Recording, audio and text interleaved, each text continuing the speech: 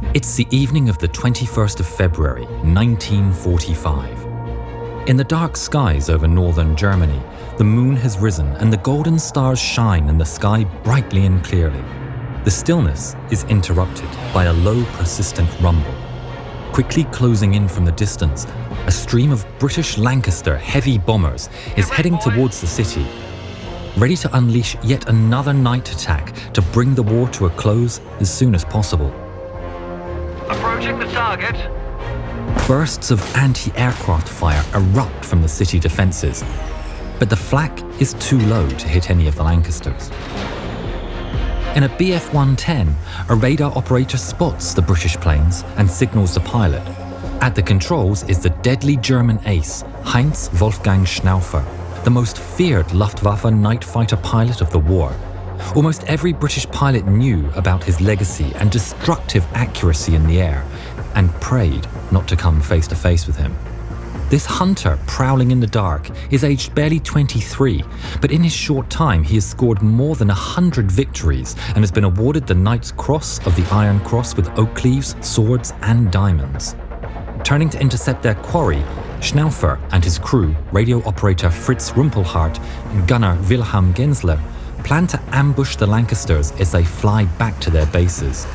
The Bf-110 is shrouded from view by a thin layer of clouds, but soon the men spot the Lancasters flying above as they appear as black silhouettes, backlit by the moon. Schnaufer identifies his first target.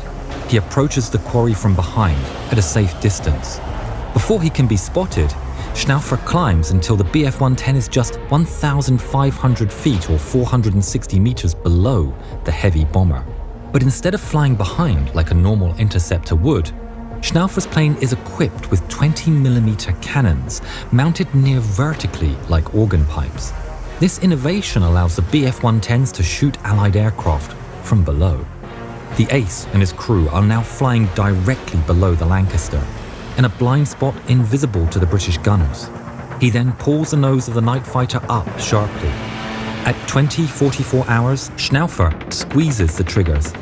The German night fighters called the noise of the cannons Schräger music, a colloquial term for jazz. As the two cannons deliver their deadly tune, piercing violently into the belly of the four-engine bomber, the fuel tanks on the right-hand side of the Lancaster are hit, and a mighty plume of fire tears apart the winter sky. The right wing of the bomber is badly damaged, but the Lancaster holds steady long enough to allow its crew to bail out. Time to leave. Then the fiery wreck dives to the earth like a comet. The odds of surviving a crippled bomber in its death throes were about 1 in 4. Schnaufer and his crew are only getting started though. The sky is full of Lancasters and they will not let them get away easily. The British know they're under attack by the dreaded Spook of St. Trond, as he became known. Schnaufer pushes his Bf-110 into a dive and settles under another Lancaster and pulls a nose up and claims another victim. And minutes later, another. The ace and his gunner are unforgiving. More planes burst like novas high above the ground, while white parachutes blossom into the darkness. "We saw the crews bailing out," Schnaufer later wrote. "We were glad that they would survive and become prisoners." The British crews are now fully aware of the position of their foes and engage in a series of violent corkscrewing maneuvers. Schnaufer perfectly mirrors their movements, twisting his controls to remain always beneath the belly of the beasts, avoiding their return fire. The turns are so extreme that at one moment, Wilhelm the gunner fires while their craft is practically vertical. Radio operator Rumpelhardt, in his memoir, describes this maneuver. "We practically stood upon our wingtip whilst firing." Only 19 minutes have passed since the beginning of this extraordinary rampage, but Schnaufer and crew have managed to shoot down 7 bombers without suffering one single hit.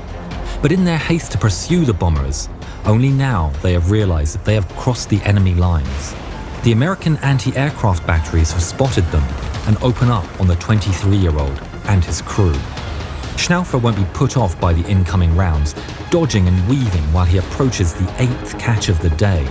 Once again, the young major dives below the Lancaster and then pulls up sharply, but at the crucial moment, Gensler announces that they're out of ammo. After the war, Rumpelhart testified that in this particular instance, the Lancaster's crew of 7 survived because the Schrager music guns were out of ammo at a critical moment, causing him to break off the attack. The Ace is forced to pull away, getting in the sights of the bomber's gunners. The Bf-110 is in the crossfire from below and above, but Schnauffer somehow manages to evade the hail of fire once again. Sanity and common sense would dictate that the crew have had enough for the night, but even though his cannons are empty, he pushes his 110 in full throttle and engages again. The Schrager music cannons may be out of ammo, but the 4 horizontally mounted guns can still do the job.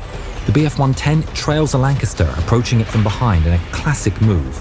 The fighter is closing the distance. A few yards more, fire. But unexpectedly, the guns jam. The last catch of the night flies away to live another day. Schnauffer has to concede that the battle is over for him and the crew, and he changes course, heading back to base.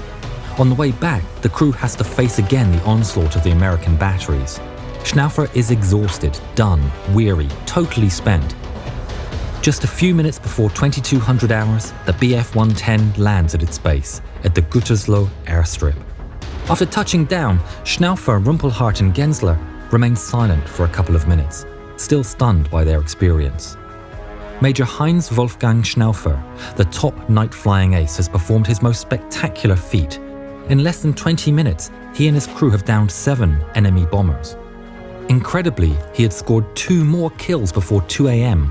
on that same 21st of February, bringing the total to 9. The Major marked every victory with an icon and date painted on the tail of his favourite plane. By the end of the war, Schnauffer and his crewmen had destroyed the equivalent of 5 complete squadrons, putting out of action approximately 850 Allied airmen. Major Heinz Wolfgang Schnauffer was captured by the British forces after the war in May 1945 and held as a POW for a year. After returning to Germany, he took care of his family wine business. On the 13th of July, 1950, Schnauffer was involved in a car accident in France.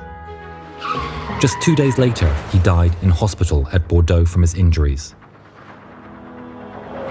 Schnauffer's Messerschmitt Bf-110 G4U8 was brought to England after the war.